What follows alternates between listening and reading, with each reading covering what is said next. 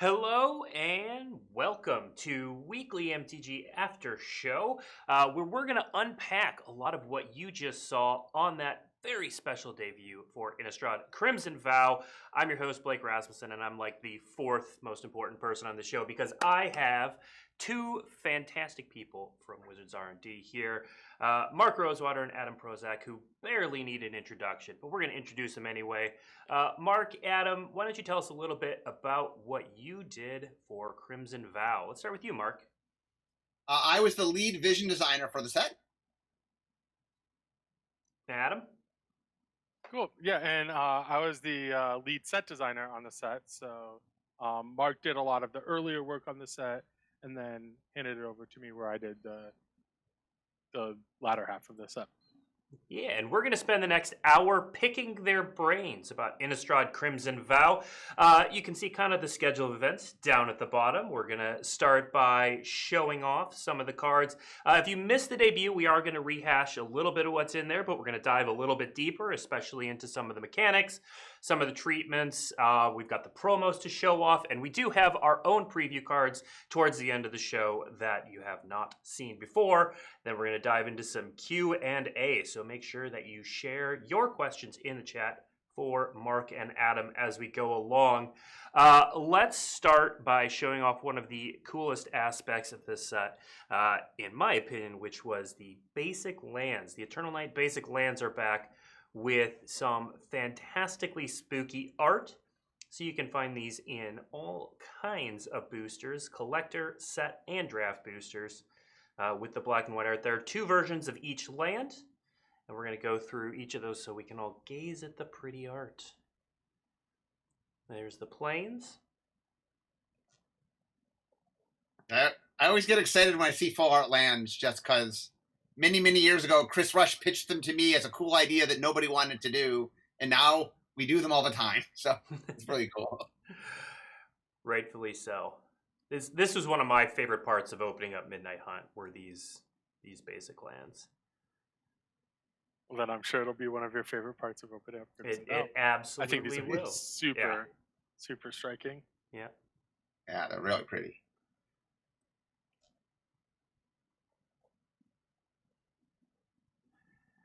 All right, so those are the basic lands, but let's dive into the mechanics. So we introduced a number of new and returning mechanics in the debut video, but Mark and Adam are going to dive a little bit deeper into how the mechanics were created, what they mean for the set as a whole, and all that jazz. So we're going to start with kind of the new marquee mechanic, which is blood tokens. So these are tokens that allow you to pay 1 mana, tap, discard a card, and sacrifice the artifact to draw a card. Mark, tell us a little bit about blood tokens. So one of the big things when we decided we were going to do Crimson Vow was we wanted to sort of separate the two sets. Like, what was Midnight Hunt going to be? What was Crimson Vow going to be? And Midnight Hunt had really had a strong werewolf theme. So when we started to do Crimson Vow, we said we're going to pick one of the other sort of monsters and focus on them. We considered zombies, but in the end, we went with vampires. And once we knew we were doing vampires, we said, okay, what is the most iconic vampire thing we can do? And we really quickly came across the idea of blood, the idea of blood tokens. On a previous visit to Innistrad, we had come up with clue tokens. You know, Investigate made clue tokens, and then later we made food tokens and treasure tokens, and we really have had a lot of success with artifact tokens. And so we started with the idea of, okay, let's do blood tokens. We didn't even know what they were going to do. It's just having blood tokens seemed really cool. And then the idea was the vampires would, you know, you could feed the blood to the vampires to make the vampires do things. And that just felt very flavorful. Mm-hmm. And so we experimented with a whole bunch of different things. I think one of the early versions, it put +1/+1 counters on things. We tried a version where it scryed. But in the end, what we found was sort of rummaging, drawing and discarding. It did a really good job of both being something that sometimes you wanted to use, but you weren't afraid to give up to do cool things with your vampires. And there's a lot of graveyard synergy, so it just worked really well with all the graveyard synergies. And I think I'm really happy where it ended up. Like I said, we went through a lot of different experiments of trying things, but in the end, it's this really cool resource that your vampires, you know, use to really good effect. And there's a lot of neat sort of spells where you do something and then get some blood, and you'll notice the vampire set has a lot of blood in it thematically. So Yeah, let's put the Yeah, preview card back up there again while Adam talks through this. Yeah, so like Mark said, each we really wanted a mechanic for the vampires, and this is the mechanic. Each tribe, each of the 5 tribes in the set, the same 5 as every other Innistrad, and including Midnight Hunt. So blood tokens are really interesting because one of the things I worked on is how to get the blood tokens. Sometimes you use them for their own ability, the rummaging ability. So there's various graveyard things, or there's just naturally a good thing. You can get rid of a card you don't want. But also it's really important to the set to have different cards that use blood in different ways. You can see this Voldaren Bloodcaster. For example, you want to accumulate lots of blood, and then your blood can turn into 2/2 bat creatures. So that's one way to use blood. There's a myriad of ways in which we can use blood in this set. I'm really excited about it. It's really fun to work on, and I hope you'll enjoy it. Great. And before we leave this one, we do have the 2 other versions of Voldaren Bloodcaster to show off. So it gets the Fang treatment, which is the treatment that all the vampires get in this set in Booster Fun. And then it also gets a Dracula version. Dracula Lord of Blood, Dracula Lord of Bats.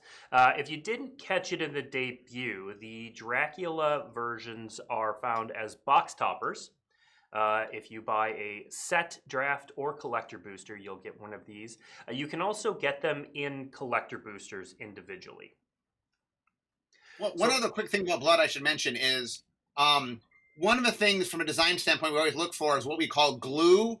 Like, you want something that sort of makes all the pieces of the set work together. And while blood is super flavorful and feeding to vampires is really cool, it also does a lot of really heavy work of just tying things together. The ability to discard and fill up your graveyard, there's a lot of synergies to see as we go through the set. Great.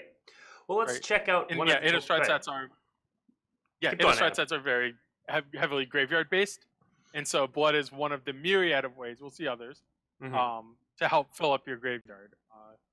And I like when you can do that naturally, and instead of having to just like explicitly only mill cards. Blood is a really cool way to do that. Makes sense. All right, let's talk about another new mechanic, and we're going to go to Adam for this one. So let's show off Cleave. So again, we saw this one in the debut, but if you check out Cleave, basically it's an alternate casting cost that says you may cast this spell for its Cleave cost. If you do, remove the words in the square brackets. Adam, tell us a little bit about how Cleave came to be. Yeah, so as I alluded to earlier, each tribe has its own mechanic based. And once we had those, we wanted we need a little bit extra for instants and sorceries. So I'd like to say I came up with this because this is super cool, but totally didn't. This was from a future set. It didn't quite work out in the set. I needed something exactly like this. There are a lot of cards that we put conditions on. Like for example, on this card is you could search for your for basic land card.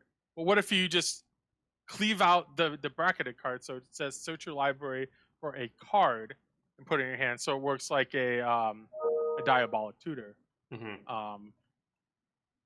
of thing. So I think this mechanic is really cool. It's really flexible. It's very each of them have multiple costs. This one expands into a second color, for example. I think this mechanic's super cool. Yeah. Can I tell a little bit of the history of where this mechanic came from? Please.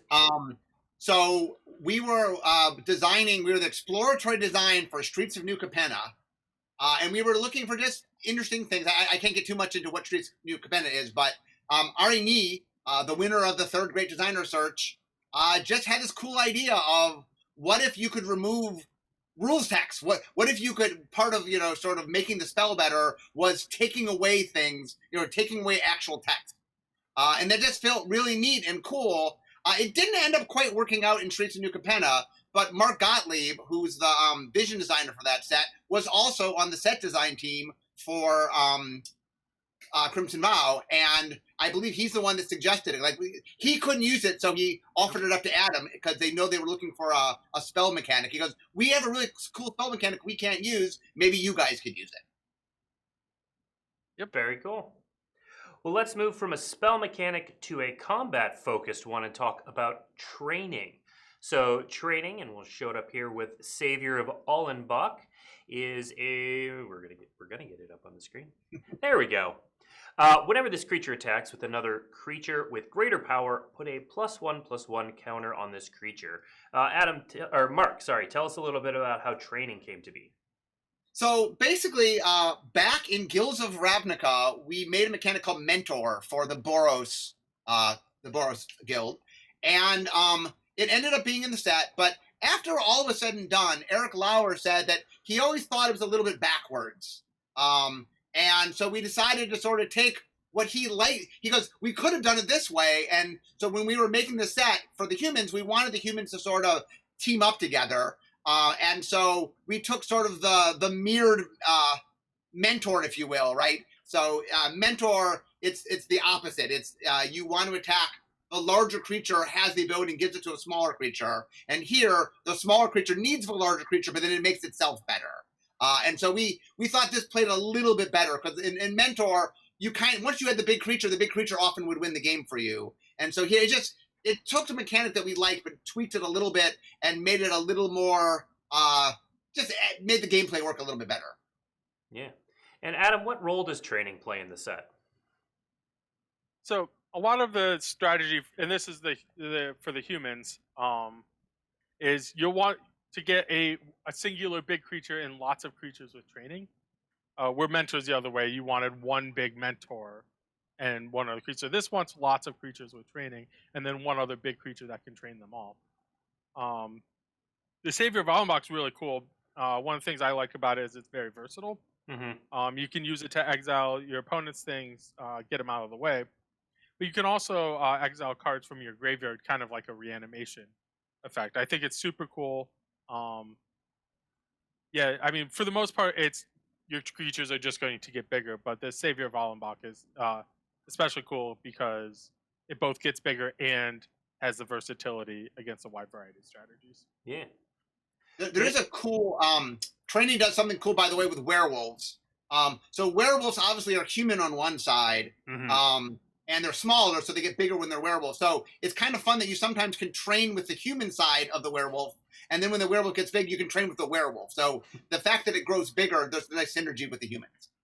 Yeah. Yeah, and one of the things we try and do is pick mechanics that work well with each other. And training is exactly that. Is like, oh, this is really cool when you use like the werewolves, and the werewolves overlap in they're green and red, and humans are white and green. So like you're gonna have a lot of overlap in green here. All right, and we do have two fancy versions of Savior of Allenbach to show off as well. So it has an extended version. Again, this you can find in collector boosters. And then it also has a Dracula version. Abraham Van Helsing. Same card, fancy name. Got the Dracula treatment. You can find that as a box topper and in collector boosters. All right, let's move on to a returning mechanic from the previous set, but it's got a little bit of a twist this time. Mark, tell us what's going on with Disturb. So interestingly, Disturb came about. The mechanic you're seeing in Crimson Vow is actually kind of where we started. One of the things we talked a lot about when we were doing Midnight Hunt originally was how to make the, what to do with the spirits. And there's a mechanic we did back in Orzhov called Haunt that we really liked the general feel of Haunt, but we didn't quite like the execution. So with double-faced technology, we said, okay, well, what if the front side was the spirit and the back side was an aura that represented the influence of the spirit, sort of what Haunting was trying to do. And so the earliest version of this mechanic is just the front side would be a spirit, it would die, and then it would turn into the aura that you would then attach to a creature. We then realized that in order to make it work, we came up with the Disturb mechanic, and then we realized that there were two different ways to do Disturb. You could do creature into creature or creature into aura, and it made more sense to start with creature into creature, so we pushed off this ability from Midnight Hunt into Crimson Vow. And then, so the cool thing about it is the aura always does what the creature does. So it really captures the flavor that we liked of Haunt of, well, when the spirit dies, it continues to sort of, live on in something else, that it inhabits something else. And so it was sort of neat. Like, we had it disturb again, but instead of disturb how you saw it in the last set, there's a new tweak on it. All the disturb in this set are always disturb into an aura. Yeah, and Adam, tell me a little bit about Dorothea. I'm getting a little bit of Geist of St. Traft vibe here. Yeah, there's a little bit of that. I think the backside is very similar to a previous a card from our previous visit to Innistrad, Invocation of St. Traft. Just think it was a super cool card.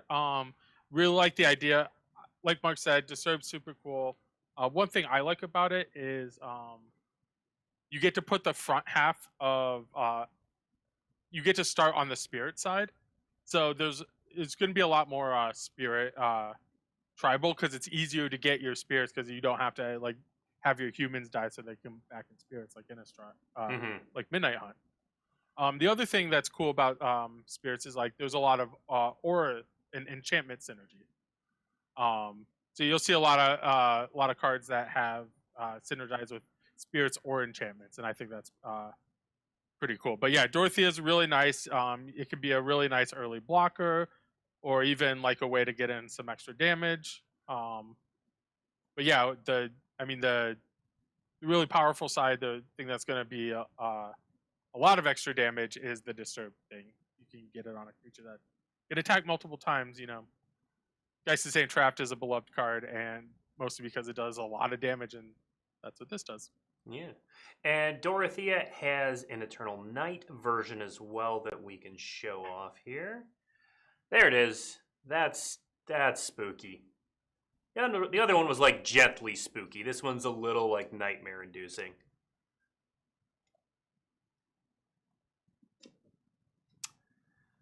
All right, let's move on to our next mechanic. And with this one, we have a little bit of a preview card. This is a new card that you haven't seen before. So we're going to show off the returning mechanic Exploit, which is returning from Khans of Tarkir.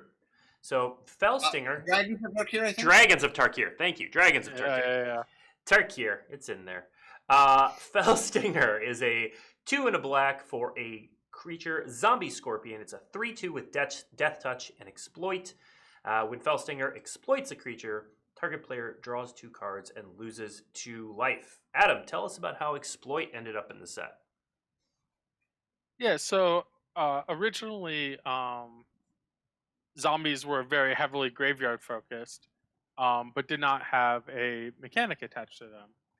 Like in our early playtests, like, wow, what's the best way to enable the zombies is to use the vampire's blood. It's like, no, well, zombies need something of their own to help get you, especially creatures in the graveyard. And so I felt Exploit was a perfect fit for it. Enables a graveyard. You get lots of kind of, I call them disposable creatures, but creatures that want to be sacrificed. In like standard, you'll play them with. You can play them with some of the decayed zombie tokens. Really good synergy there.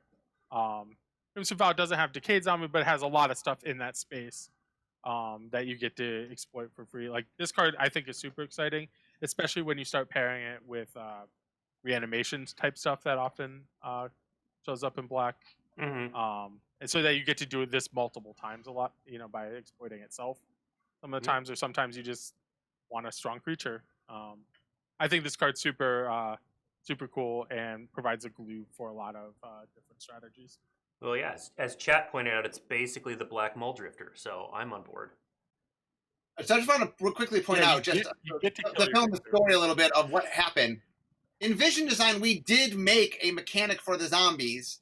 It was decayed, and then Midnight Hunt said, we really could use that. We're going to take that. So the reason it didn't have a mechanic wasn't that we didn't make one. It was that Midnight Hunt ended up using our zombie mechanic because it really helped what they were doing. And then set design, that happened after we handed off the set. So set design was on the hook then to get a replacement. Got it. Cool. All right, so the last returning mechanic, and we don't have a card for this one, unfortunately, but we've seen it before. So, Adam, Daybound and Nightbound is returning, correct? Yeah, that's the werewolf mechanic, exact same as Midnight Hunt.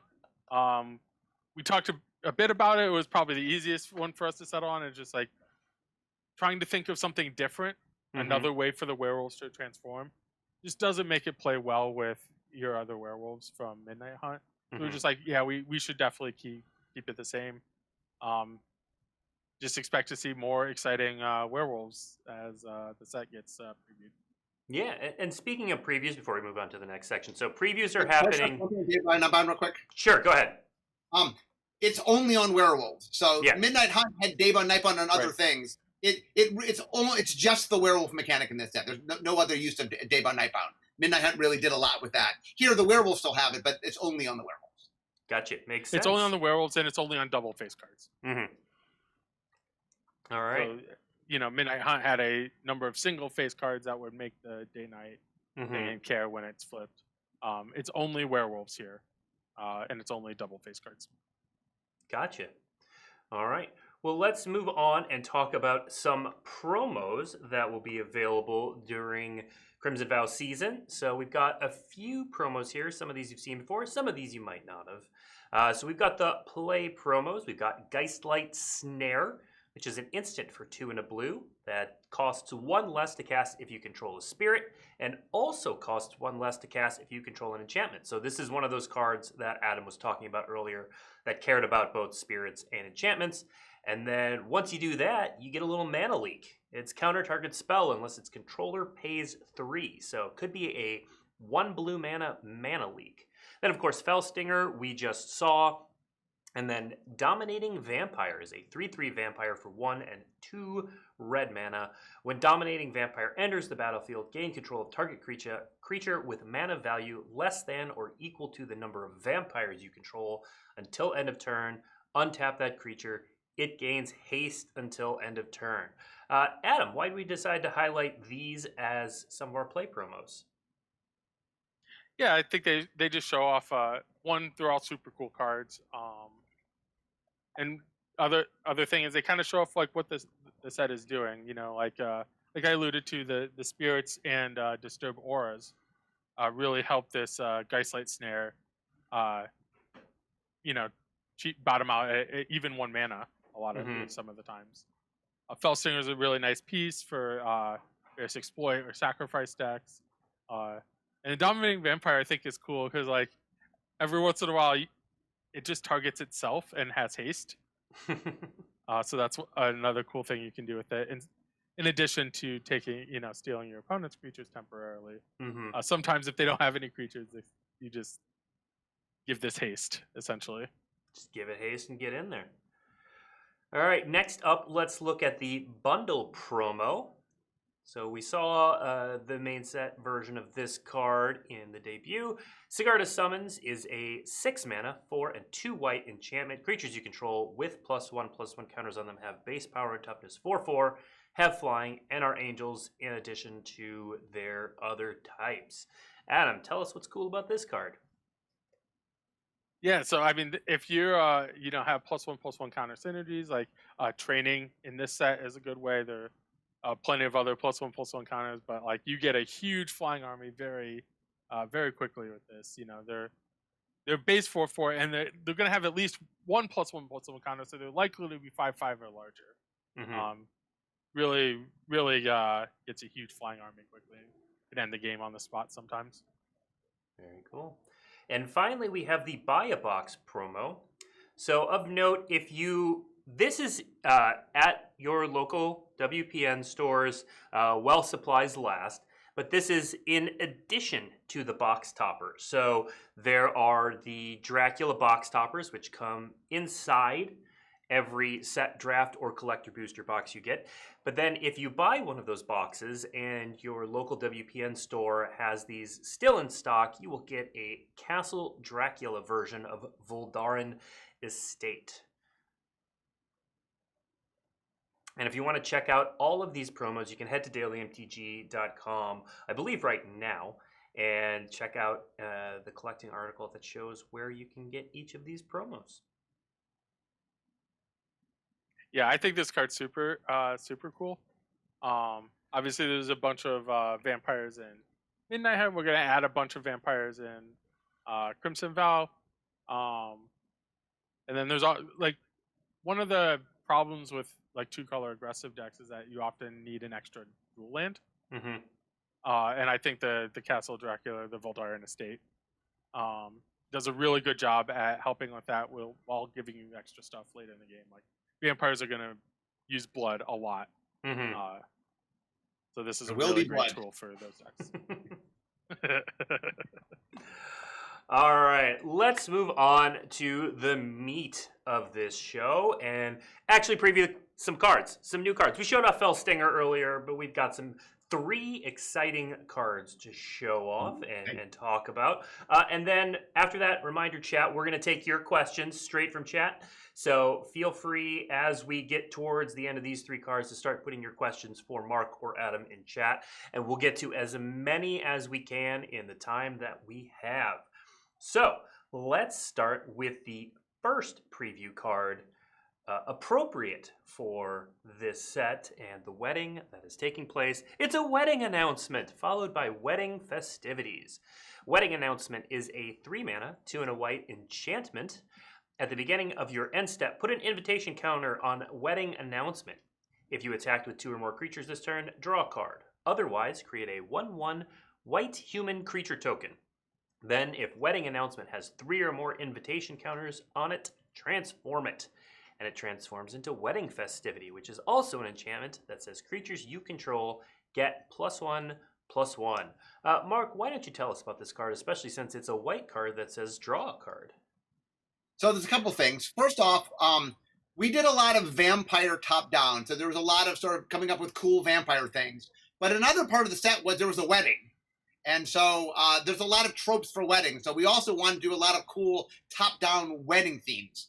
Like the video, for example, showed off wedding ring. There's lots of cool things we're doing. Mm-hmm. So the wedding announcement was sort of us both trying to combine a top-down, wedding theme, and we are trying to expand white a little bit. One of the challenges of white in Commander is that Commander pushes on certain things that play into some of the weaknesses of white, and some of white's strengths just don't work in Commander. We need X aren't really strong in a multiplayer 40 life format. And so we've been really working with white on the Council of Colors to try to figure out how to give it some tools. One of those tools is card drawing. And so white used to not draw cards at all, or very, very little draw cards. But what we've done is we've revamped white. White has a new rule. It can draw cards, but usually only once per turn. And you have to be doing something that's very white in nature. Attacking with creatures is a very white thing. So this card says, okay, we can give you a reward, and the reward can either be drawing a card or getting creatures, depending on what you need. And then at some point, it turns into wedding festivities and then just pumps up your army. So I really like how this came. It does a great job of both being flavorfully a wedding announcement and wedding festivities, but also sort of showing off some new stuff that we're doing in white. Very cool. And this one does have an extended art version as well, available in collector boosters. Adam, anything to add on this card? Yeah, I mean, to what Mark said, this is certainly not the only white card in the set that draws cards. Yeah, this was the kind of, in my mind, kind of our first set that can reap the benefits of our discussions on how to improve white as a multiplayer color. There's lots of cards that help white play a longer game, with lots of opponents, and hopefully you'll enjoy these cards. I think this card's super cool. There's top-down weddings tropes all over the set. I think it's really cool. Yeah. Speaking of top-down wedding tropes, let's show off one of the cards too that was in the debut video. So we've got Wedding Ring to expand on the wedding tropes. It's not often we have a set where we get to do a bunch of wedding tropes. Wedding Ring is an artifact that costs 2 and 2 white. When Wedding Ring enters the battlefield, if it was cast, target opponent creates a token that's a copy of it. Oh, they get a Wedding Ring too. Whenever an opponent who controls an artifact named Wedding Ring draws a card during their turn, you draw a card. What's yours is mine. Whenever an opponent who controls an artifact named Wedding Ring gains life during their turn, you gain that much life. So this is one of the commander cards that's found in set boosters. You can also find them in collector boosters. So yeah, Adam, I'm not sure. Were you involved in the commander cards at all? Nope. So my purview is mostly the main set. Mm-hmm. But yeah, I believe Corey Bowen did both these set boosters cards and the commander decks, and did an awesome job. Yep. Even if he stole a couple designs from the main set, I remember totally allowed. We talked about this card in the Council of Colors because we've really been sort of trying to figure out what's okay for white and what can't white do, and this came before us. And like the thing I love about this design is that it both really represents like wedding rings, right? You are connecting yourself to somebody else, and there's a relationship between you now and this other player, and it really does this very neat multiplayer thing where you're sort of making an alliance with somebody, and you have sort of mutual benefits as long as you have this alliance. And so I really, really love this design. And it shows how when we design specifically for a format, we can sort of play into strengths of that format. Mm-hmm. Yeah, I totally agree. I think this card's super cool and a great fit for Commander. Yeah, absolutely. And we'll be talking about the commander cards in set boosters on next week's show, so be sure to turn in for that. Awesome. But in the meantime, we've got 2 more preview cards to go through. Our next preview card is called Demonic Bargain. It is a sorcery for 2 and a black that says exile the top 13 cards of your library, then search your library for a card, put that card into your hand, and then shuffle. So this is a tutor with a little bit of a downside. Adam, tell us me about this. Yeah. So one of my favorite things to do when designing this set was find odd places to put the number 13. 13 is a very Innistrad number. And I thought this was a really cool way to do it. It's not just like deal 13 damage or do whatever. Like, well, exile 13 cards. And one of the things I like about like tutors or search spells like this is that you can't just get the same card every time. And I think this is a really cool way to do this. So when this design was pitching me, I'm like, oh, this is amazing. I definitely need to get it. It's super fun. You do like you get something good, but not maybe the same thing every time. So I think it plays out a little bit differently from the game to game, which is better than most tutors. Yeah. So the thing I enjoy about this card is, I mean, one of the great things about Magic is Magic's been around for a long time, and there's a lot of stuff we've done in the past that it's fun to sort of revisit old cards of the past. And so Demonic Consultation was in Ice Age, I think.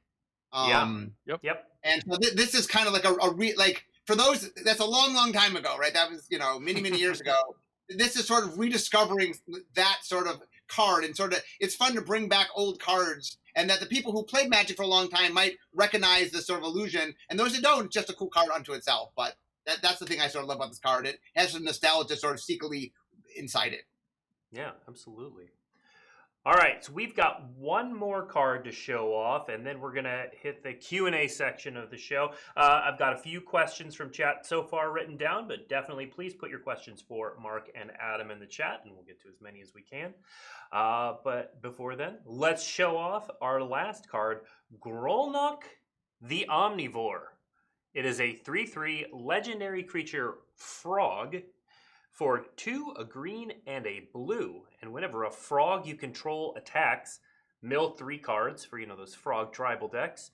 And whenever a permanent card is put into your graveyard from your library, exile it with a croak counter on it.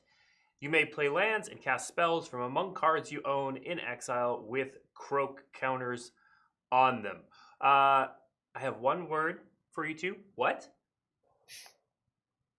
One of the fun things I think about doing Innistrad sets is, I mean, we do a lot of the normal things, right? We get to do vampires and werewolves and stuff, but it's also fun to kind of make our own sort of horror stuff. And so I think this was just us having fun of like, what kind of monsters can we make? How about a giant frog? And so this card, I don't know whether the mechanics for this card came first or the creative. Do you have any idea, Adam, which came first? A little bit of both. So this was designed both as like, oh, this is a kind of a mill commander, so you might want to mill yourself with a bunch of other cards, not necessarily Frog Tribal, but more this is like, oh, this is good with a lot of self mill cards like Mulch and Forbidden Alchemy are examples from previous Innistrads. But then this mechanic is definitely decided to be your commander. Like the crow counters work when you recast Grolnok. So yeah, and then Frog was like, "Oh, this should be some cool, different, weirdo monster," and we decided on Frog. Good choice. Good choice. Yeah, chat seems to enjoy that Frog, and you know what, Adam, you can't tell them what to do. They're going to do Frog Tribal. It's going to happen. Yeah, you do whatever you want. I'm not telling you. Hop to it for sure. All right, let's talk through some of the questions we have. So I've got a few written down again, chat. Feel free to keep putting them in chat, and I will get as many as I can. I'm writing them down. But let's start here, and I'm going to actually combine two people's questions because they both asked if certain mechanics were ever considered for this set. So they were wondering if Madness or Spectacle were ever considered for this set. In neither were considered in Vision Design. I know Madness was a mechanic for vampires in Shadows over Innistrad block. Because we were doing blood, I know there's some idea of, Madness goes well with blood, but we really did one mechanic per monsters, and so vampires were blood, but vampires were associated with Madness, so we didn't want to do two mechanics for the vampires, so Madness wasn't really considered because we were considering blood. All right. Yeah, there's actually so there's a little bit, not very much, but there's a little bit of cards that have an effect when you discard them to synergize with the blood. They don't explicitly have Madness. They don't work like Madness. But there is some stuff that explicitly synergizes with blood in the set. Mm-hmm. And as for Spectacle, that's pretty close to the vampire mechanic in Midnight Hunt. So without having Spectacle on top of that would be a little bit too much of the same. Okay. But yeah, Madness was absolutely considered. We did talk about Madness. All right.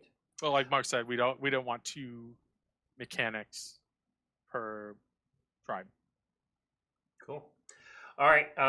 We've gotten a couple questions. Again, I'll smash them all together. Talk a little bit about, and I'm guessing this one's for you, Adam, Thalias Return. That's a pretty powerful classic card. Why did you choose to return Thalia, and why this version? So Thalia, at the beginning, around the time set design takes over from Vision Design, one of the first things I asked was like, oh, what characters do we absolutely have to have in the set? And then I figure out what kind of designs. And Thalia was a slam dunk. It's like, we definitely want a Thalia. As for the reprint, I think it does a lot of healthy things for the standard environment.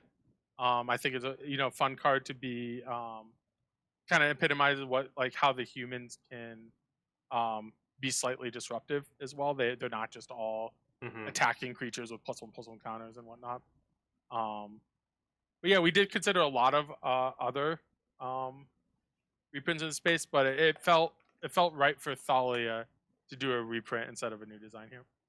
Okay. I do want to point out that because we did two Innistrad sets, I know we worked with the creative team to sort of divvy up where the different characters went.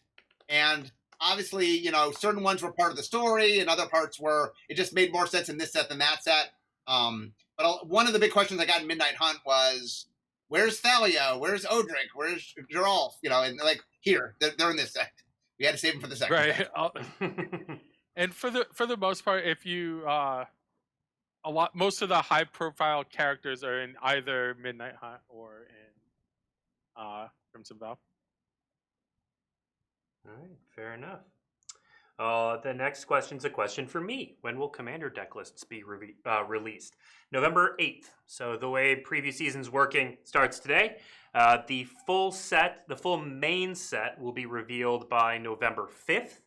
And then we'll have the weekend to digest. And then on November 8th, both of the full Commander decks will be revealed. Next up, let's do... you can answer this with a yes or a no, Mark. Is Edgar in this set? Yes. Great.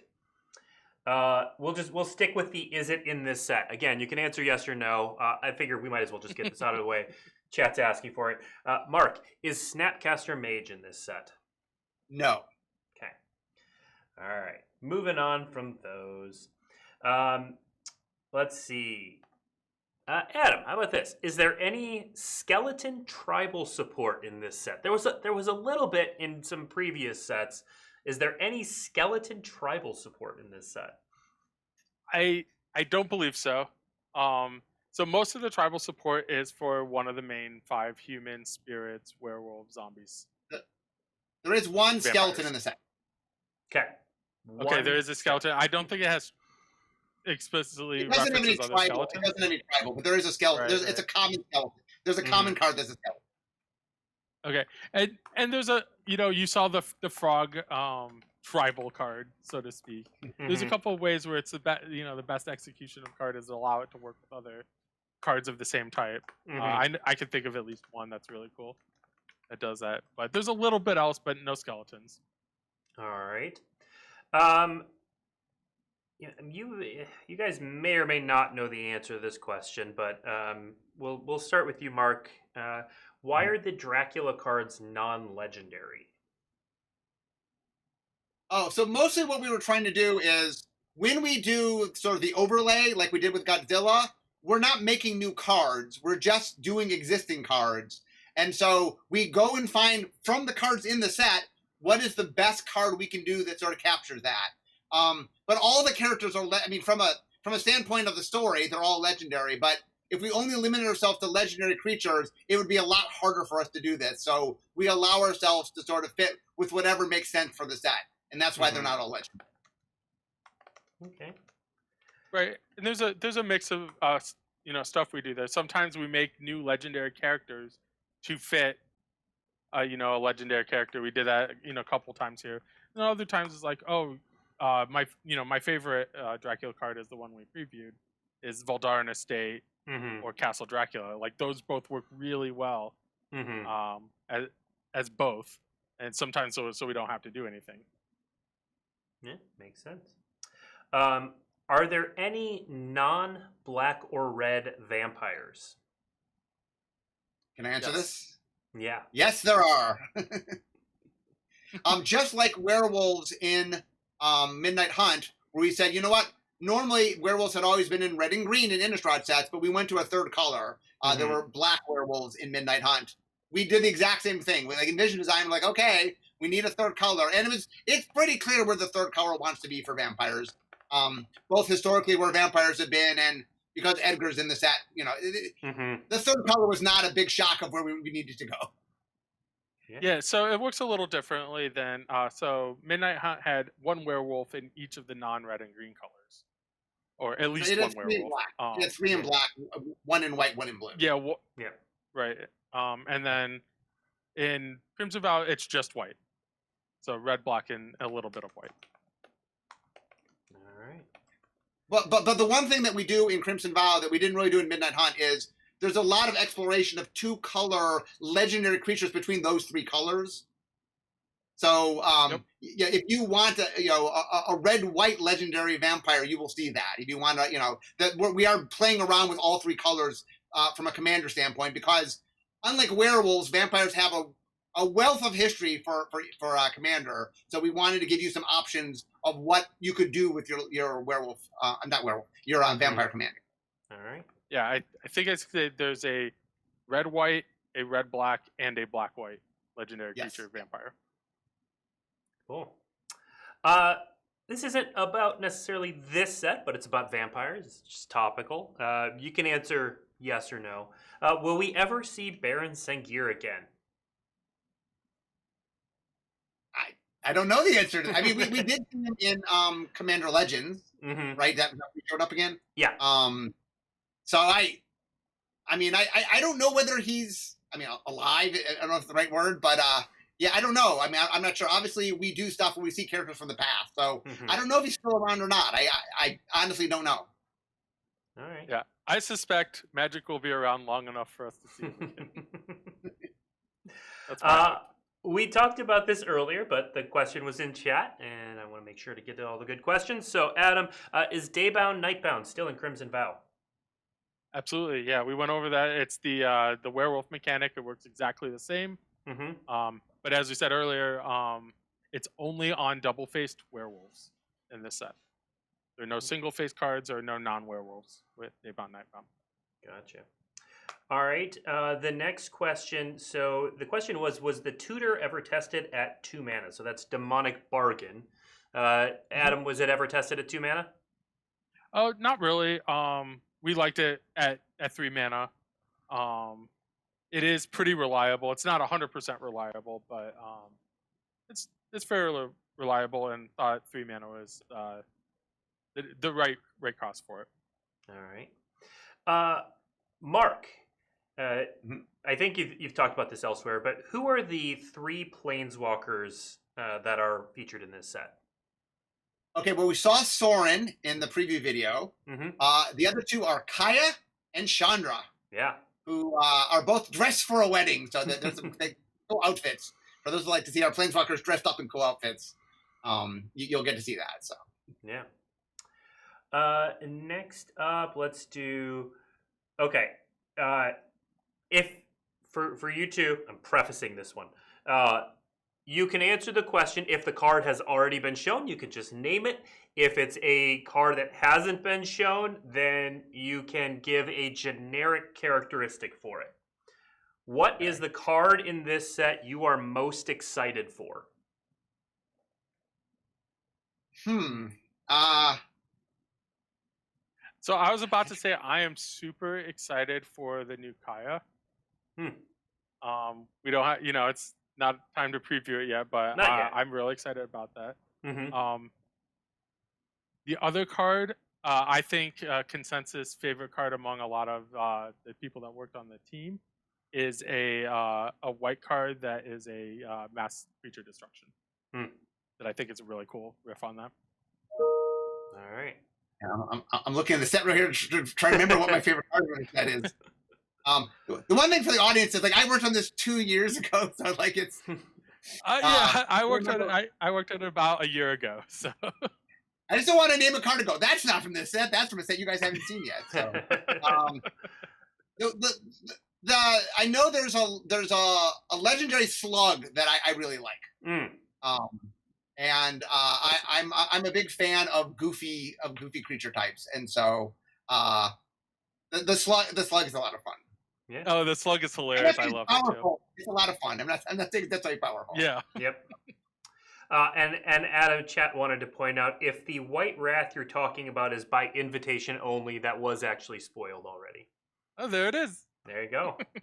Yeah, that's the one. Next question. Are there any scarecrows in this set?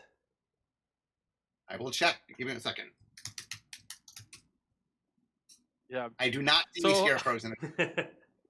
One thing that's interesting is sometimes, if they're is there this creature type? I don't always know the answer. Because, a lot of times, creature types will, and, different art will get added after I do a lot of, a lot of the work. But, sometimes the design is, it has to be this creature type. So I know, I know about the main creature types. There's some constructs, but I do not see a scarecrow. I don't remember a scarecrow. There was a scarecrow in Midnight Hunt, but yeah. Yep. All right. I'll take the next question. The question is, are the Dracula box toppers in foil? Yes, they are traditional foil in the box topper. All the Dracula ones in the box toppers are traditional foils. Let's try. Mark, I think this is probably a question for you. okay. would they be, or are they going to be, are blood tokens evergreen? Are they evergreen? Mm-hmm. I mean, I think if you look at the other artifact counters, like clues, like treasure, like food, it's something that we're willing to use. Like they're very useful tools, and so I have trouble believing that we won't find another place to use them. But it's just a matter of, is there a set where it makes sense? I mean, blood is flavorful in the right place; it can make sense. But Mm-hmm. it's a tool in our toolbox, and we're not afraid to use tools, as this set clearly shows. If we have old mechanics that make sense and really work for now, we'll bring them back. So it is definitely in our toolbox of artifact tokens that we can use. Mm-hmm. Yeah, and I'll add to that. I think one of the things that makes Blood really cool in this set is we have a lot of infrastructure around it. We have a lot of cards that make you want to use your blood in different ways, and not just to discard then draw. Mm-hmm. I could totally see doing it again, but I think that similar infrastructure would need to be there. But I'm really excited about it. It's not something I'm like, oh, we're never doing this again. The cool thing from a mechanical standpoint is rummaging is a general useful ability that can synergistically work with sets. So Adam's correct. You want a set that makes use of it, but that's not a super high ask to have a set make use. Mm-hmm. Right. All right. Next up, again, you can answer yes or no to this question. Does Roundo Stromkirk finally get a card in this set? Yes. Cool. Yep, I see it right now. Yes, he all right. Next up, we're getting a couple questions about buy invitations since we've brought it up. Producer Sean, I don't know if you have that card available, but if you do, if we can put it up on screen, that'd be great. If not, we'll just talk about it. Adam, one of the questions was, why does buy invitation use sacrifice? That's not a normal ability for white. So it's mostly the alternatives. You can't really say each player destroys that many creatures they control, because that's what sacrifice is. Yeah. And we didn't feel like exile was appropriate for this card. It was just more fun if you could, get your own death triggers and whatnot. And it's one way, one of the very few ways white has to fill its graveyard with creatures. And you didn't want to disrupt your own. Go ahead, Mark. Another thing that is templates matter a lot to us. Like, we want to write the cards in the cleanest, simplest, easiest way to understand. And like the template that uses sacrifice is so much cleaner than templates that don't. And so, yeah, white does not sacrifice a lot, but like where we make a much cleaner template, it is something white can do. It's not, it's not the default what we do with white, but we really do want cards to read cleanly and easily. And I think that's a big reason why this card sacrifices. All right. Yeah. Well said. Cool. We did have a question of if this set has new dual lands. They were shown off in the debut, but let's put them up on screen here. Yeah, they're super fun lands. They're the completion of the cycle from Midnight Hunt. So the enemy colors. Yep. I always like it when Standard has the once Standard gets all of its dual lands out. So like previously, there's not a less of an incentive to play a blue-green deck. Well, now you have the full incentive. Next up, let's go with... we've had some questions about double feature. So were either of you involved in creating that set? Nope. A little bit. Okay. One of the questions we got was, basically how was that set put together? How was it decided? Like, were the sets designed initially to be drafted together, or did someone go back and put them together? How did that work? Yeah, I can answer that. So the sets, absent of double feature, even, were designed to like play well with each other. That's why both sets have the same day-bound, night-bound thing. That's why Exploit works well with the Decayed Zombie, because like people do play these cards together, absent of any limited environment. But then Double Feature was made to like take advantage of that. What if there was a limited environment where all these different cards that were made somewhat to be work together? What if they actually did work really well together?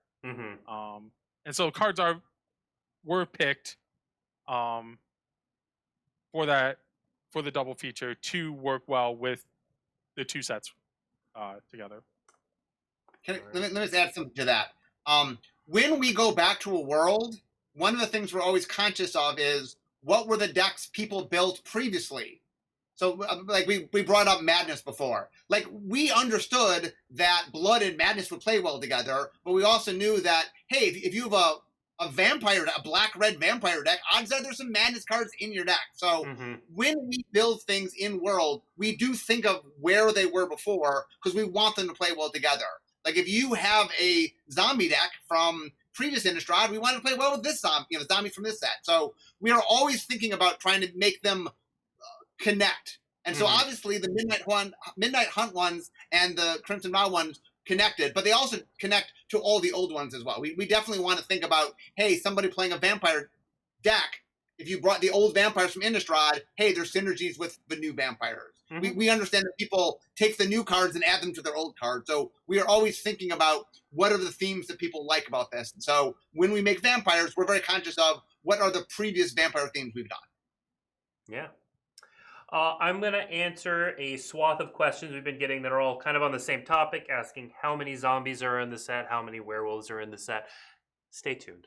Stay tuned. You'll see. Some number. Okay. Blake, can I say yeah, go ahead. Much like Midnight Hunt was an Innistrad set with a werewolf theme to it, this is an Innistrad set with a vampire theme to it. Like, if you look at Midnight Hunt, that is the template. Like, what were the things that weren't werewolves in Midnight Hunt? It's very kind of similar to what's going on here. It's an Innistrad set. If you love spirits or zombies or humans or werewolves, or vampires, look, it's all here. That's what Innistrad sets do. All right. People asking about notable reprints. Stay tuned. There are definitely reprints. Notable is kind of up to how you think of notable. We said Thalia. That's a big one. Yes, right? We've seen Thalia. They were asking besides Thalia. Another big question we're getting is about the Eldrazi. So Emrakul is trapped on the moon. So Mark, when you were going through vision design for these sets, where was your head on how the set would or would not address the Emrakul and the moon? Well, if you've been following the story, the whole Midnight Hunt story was predicated on weird things happening because Emrakul's in the moon. So this story is an offshoot of what happened previously on Innistrad. Mechanically, look, Eldrazi sent us in a different direction mechanically. That's not what we wanted to do here. We really wanted to kind of more revisit classic Innistrad. So